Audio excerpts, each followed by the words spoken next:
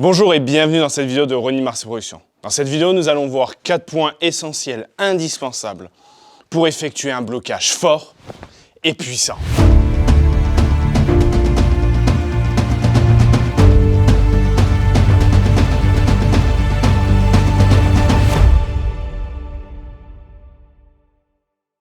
Il existe une multitude de blocages différents et il y a plusieurs façons de les réaliser.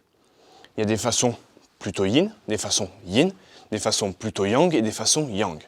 Nous retrouvons des blocages en forme Otabaya et il y a la manière yang de bloquer qui consiste à casser tout de suite l'adversaire, casser tout de suite l'attaque avec son hookay, son blocage. Que ce soit celui-ci ou n'importe. Mais il faut que quand l'attaque arrive, il soit bam, cassé. Pour soit continuer et être sûr que il a mal, soit arrêter le conflit à ce moment-là. C'est l'avantage des blocages extrêmement yang, extrêmement durs. Certains autres blocages de type yin, va falloir faire autre chose pour terminer l'attaque.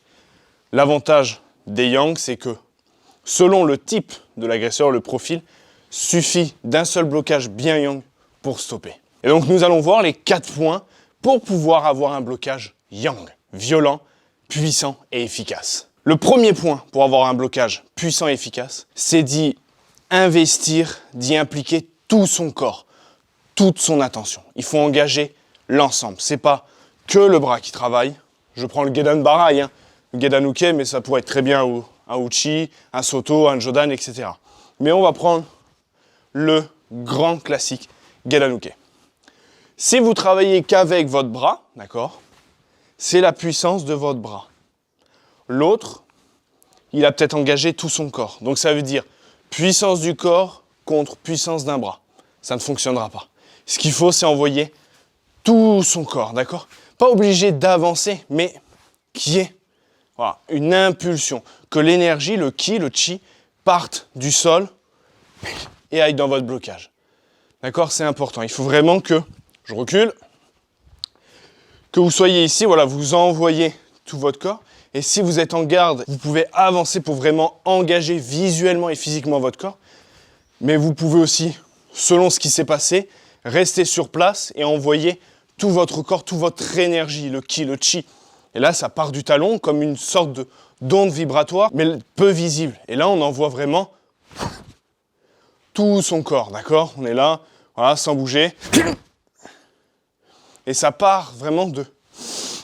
et toute son attention est là. Ok? C'est le premier point. N'envoyez pas que votre bras. Votre bras est le blocage, mais votre corps est avec lui. Le second point, c'est d'être relâché. Non tension. Si vous êtes totalement crispé, vous n'allez jamais pouvoir générer de la puissance en étant contracté. On retrouve ça aussi au tir à l'arc, que ce soit du tir à l'arc occidental ou du tir à l'arc japonais, comme le Kyudo. Il y a une forme de détente. Il faut être détendu avant le tir. Il faut être détendu avant sa frappe. Si vous êtes complètement crispé, donc là je suis complètement en tension, vous voyez, ça part pas. Et si on met de la crispation physique, automatiquement il y a une crispation mentale qui se fait. Ou inversement, si vous êtes crispé physiquement, ça peut être une conséquence de votre crispation mentale. Donc, relâchez. Après, la garde que vous avez est propre à votre discipline, d'accord? Mais il faut qu'elle soit relâchée. Un départ relâché, yin, pour pouvoir partir. D'accord? Un animal se relâche avant d'attaquer. Ok? Donc là, c'est pareil. Je recule un peu. Il faut être relâché. Relâché mentalement et physiquement. Être totalement prêt pour que quand il faut agir, on agit. En gardant le point 1 aussi. C'est pas 1 et 2, c'est assembler, accumuler. Donc totalement relâché. Donc voilà.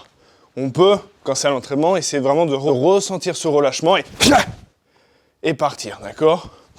Là.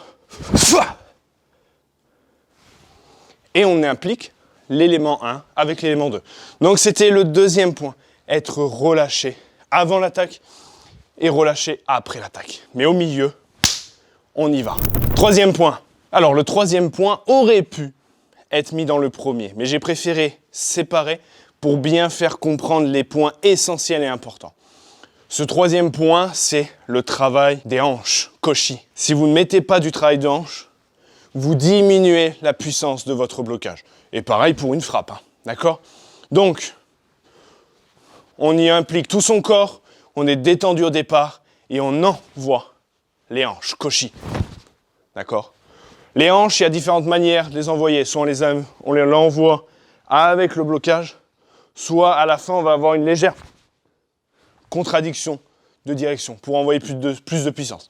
Il y a les deux écoles, il y a les deux manières de faire. Soit on envoie la hanche, enfin les hanches dans la même direction, soit on les envoie ensemble au départ et à la fin, on switch pour changer d'axe. D'accord? Donc là, boum. Ou alors, les deux sont possibles. En tout cas, envoyez-moi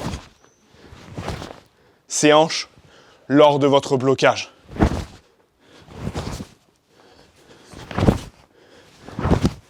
Ok? C'est important. Application du corps, relâchement, hanches. Le quatrième point ne se fait pas lors de votre blocage, mais bien avant, à l'entraînement ou chez vous. Vous devez obligatoirement, un minimum, vous renforcer. Vous ne pouvez pas prétendre pouvoir bloquer de manière yang et puissante une attaque sans renforcement. Ça, c'est un débat. Dans le monde des arts martiaux, il ne faut pas se renforcer. Un minimum, un peu, c'est pas ça. La réalité, c'est qu'il faut un minimum se renforcer. Imaginez une attaque. Vous voulez envoyer votre blocage puissant. Vous éclatez l'avant-bras sur le bras de l'autre. Ah! C'est l'autre qui vous explose. Alors que si vous y étiez renforcé, vous auriez pu aussi bien que bloquer. Fin de l'histoire.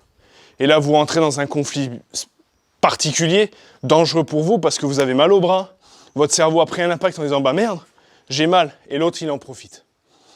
Un minimum renforcé. D'accord? Je ne vous parle pas de taper comme un bourrin tout et n'importe quoi, mais un minimum. De pouvoir, voilà, bloquer quelque chose sans être en PLS pendant 2 heures. C'est le quatrième point essentiel et qui est presque la base de votre travail pour un blocage puissant et fort où vous allez chercher tout de suite à détruire l'autre. D'accord? C'est vraiment le point essentiel. Et après, vous allez pouvoir travailler les autres. Mais sans lui, les 3 premiers ne peuvent pas être réalisés. Donc je répète, premier point, impliquer tout votre corps et votre esprit. Deuxième point, être relâché physiquement et mentalement. Être prêt, mais pas crispé. Troisième, on envoie les hanches, koshi. Il faut générer de la puissance avec son corps, son esprit et ses koshi. Quatrième point, il faut être un minimum renforcé. Sans ça, sans ces 4 points, vous ne pourrez réaliser un blocage yang correctement. Attention à ne pas confondre et à mélanger les principes. Ceux-ci sont les principes de base pour un blocage yang. Pour un blocage de type Otabaya, il y aura d'autres principes, en enlever certains, en rajouter d'autres. Mais ça, on verra ça dans une prochaine vidéo. Là, c'est le blocage yang et puissant. Comment bloquer une attaque et tout de suite casser grâce à un blocage puissant. C'était ces 4 points à appliquer pour pouvoir y réaliser. J'espère que cette vidéo t'a plu. N'hésite pas à me laisser un commentaire si tu as d'autres infos, d'autres idées, d'autres éléments à rajouter pour effectuer un blocage puissant. C'est toujours un plaisir d'échanger, de partager avec toi tant que c'est dans la courtoisie et dans le respect mutuel.